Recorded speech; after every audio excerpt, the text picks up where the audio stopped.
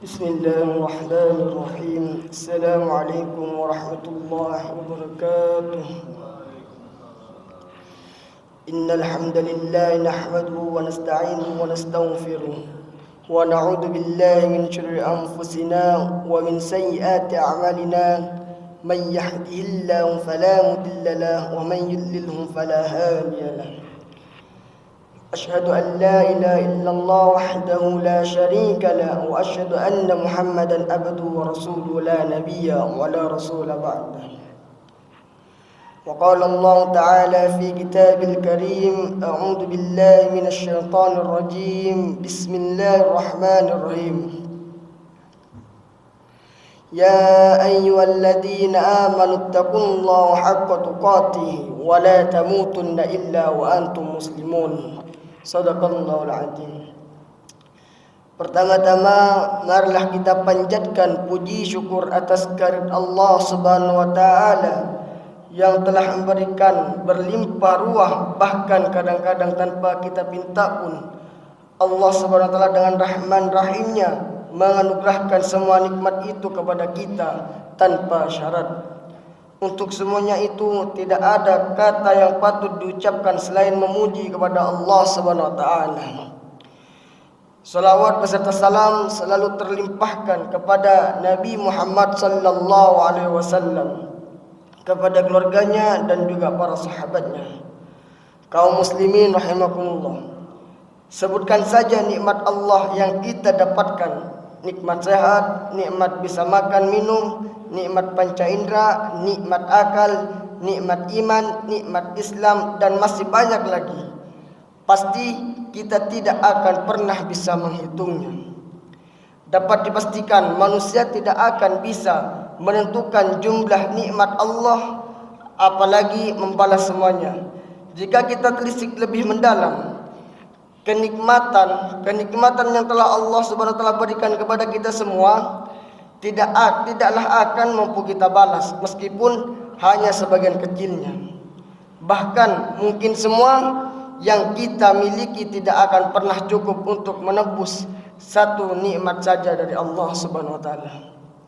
Namun betapa banyak dari kita yang tidak menyadari hal itu sehingga lupa atas nikmatnya. Kadang ketika nikmat itu hilang dari kita, baru kita merasakan betapa bernilainya nikmat itu. Yang ada kemudian hanyalah keluh kesah yang menjadi-jadi. Jika kita masih menjadi pribadi demikian, kita diperintahkan untuk memohon ampun, bertaubat kepada Allah Subhanahu wa taala. Jadi sikap kita terhadap semua nikmat Allah adalah tetap bersyukur kepadanya, karena bisa jadi satu saja nikmat Allah dicabut dari kita langsung mengadu keluh kesah dan bahkan memaki Allah Subhanahu wa taala. Kita lupa masih ada jutaan, miliaran, bahkan triliunan nikmat Allah yang masih kita rasakan dalam diri kita sendiri.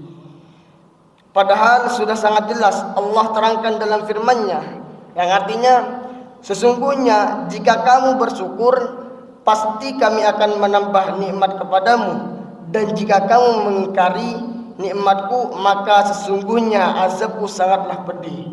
Quran Surat Ibrahim ayat 17. Rasulullah SAW juga menjelaskan tentang kriteria mukmin sejati, yang salah satunya adalah mereka orang-orang yang pandai bersyukur atas nikmat Allah, dan Rasulullah sangat memuji sikap tersebut.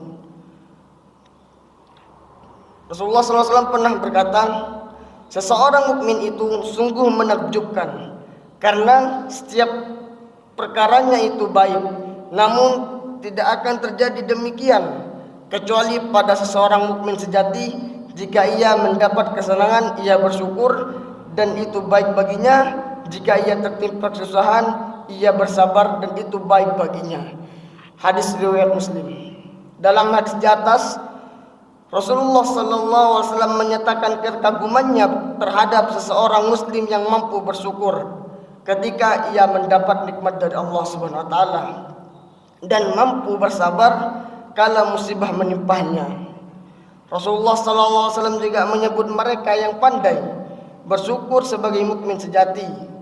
Seorang mukmin sejati adalah seseorang yang benar-benar memasrahkan kehidupannya kepada Allah Subhanahu wa taala dan bisa memposisikan dirinya layaknya seorang budak yang bisa menghargai perlakuan majikannya. Ia akan menerima dengan ikhlas segala perlakuan yang diberikan oleh majikannya, dalam hal ini Allah Subhanahu wa taala kepadanya. Syukur dalam Islam memang memiliki peranan penting dalam kegiatan kaitannya dengan interaksi antara seseorang muslim dengan Tuhannya. Allah Subhanahu wa taala berfirman, "Kami mewasiatkan kepada manusia agar berbuat baik kepada kedua orang tuanya. Ibunya telah mengandungnya dalam keadaan lemah yang bertambah-tambah dan menyapihnya dalam 2 tahun. Wasiat kami, bersyukur kepadaku dan kepada kedua orang tuamu, hanya kepadaku kamu kembali." Quran surat Luqman ayat 14. Dalam ayat tersebut Allah menyebutkan proses kelahiran manusia sebelum memerintahkannya untuk bersyukur. Ini berarti bahwa ketika manusia telah dapat berpikir dan mengenal Tuhannya, yang diperintahkan pertama kali adalah mengungkapkan rasa syukur dan rasa terima kasih kepada Allah Subhanahu wa taala, dan kemudian orang tua sebagai perantara yang hadir di dunia. Pada dasarnya semua bentuk syukur ditunjukkan kepada Allah, namun bukan berarti kita tidak boleh bersyukur kepada mereka yang menjadi perantara nikmat Allah. Inilah yang bisa dipahami dari perintah Allah pada ayat di atas tadi. Masih terkait dengan ayat 14 surat Luqman di atas, Allah memerintahkan bersyukur sebagai wasiat pertama kepada manusia adalah semata karena kasih dan rahmatnya. Dia menginginkan kebaikan buat hamba-hambanya, sedangkan kinerjanya berkesinambungan. Kebaikan itu ada terletak pada sikap manusia itu sendiri, mau bersyukur atau tidak. Jika mau bersyukur, nikmat Allah tersebut akan semakin bertambah, sebagaimana disinggung pada ayat 7 surat Ibrahim tersebut. Kaum muslimin rahimakumullah, lantas bagaimana cara kita bersyukur kepada Allah Subhanahu wa taala? Ada banyak cara kita bersyukur kepada Allah Subhanahu wa taala. Pada dasarnya syukur kepada Allah harus terjamalkan dalam hati, lisan dan perbuatan kita. Pertama, syukur dengan hati adalah mengakui dan meyakini dengan sebenar-benarnya di dalam hati bahwa segala bentuk nikmat yang telah ia dapatkan hanya berasal dari Allah Subhanahu wa taala. Syukur hati dan keyakinan mereka adalah bahwa Allah Subhanahu wa taala telah menjadikan segalanya sesuai dengan kadar ukurannya masing-masing, termasuk pembagian rezeki.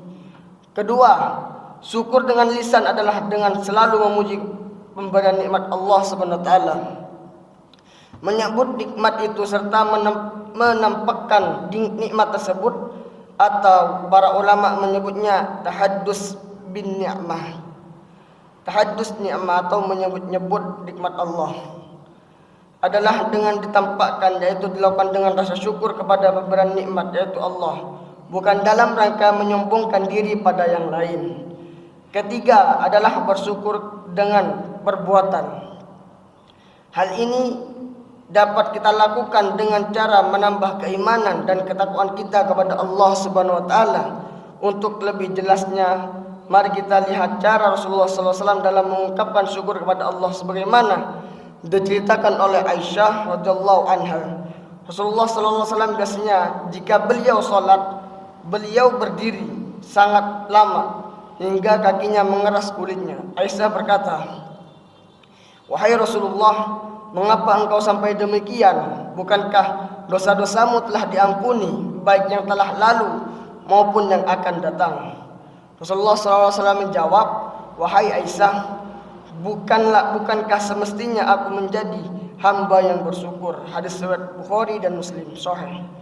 Kita lihat Rasulullah SAW yang telah maksum, senantiasa dijaga Allah dari perbuatan tercela dan diampuni dosanya. Beliau beribadah dengan penuh penghambaan dan keseriusan. Hal itu hanya beliau jadikan sebagai bentuk rasa syukur kepada Allah, apalagi diri kita yang berlumuran dosa dan kesalahan. Di samping itu, syukur dengan perbuatan adalah ketika kita bisa menggunakan segala anugerah Allah Subhanahu wa taala yang telah diberikan kepada kita untuk kerja-kerja nyata, digunakan sebagaimana mestinya untuk tujuan positif dan memberikan manfaat bagi diri sendiri dan orang lain. Syukur pada tahapan ini adalah bentuk kesyukuran yang paling tinggi derajatnya. Kaum muslimin rahimakumullah, demikianlah sedikit penjelasan mengenai hakikat syukur kepada Allah Subhanahu wa taala.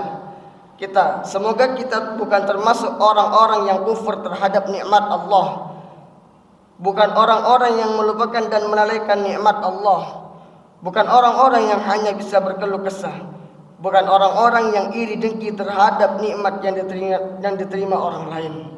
Cukup sekian, wabillahi taufik wal hidayah. Wassalamualaikum warahmatullahi wabarakatuh.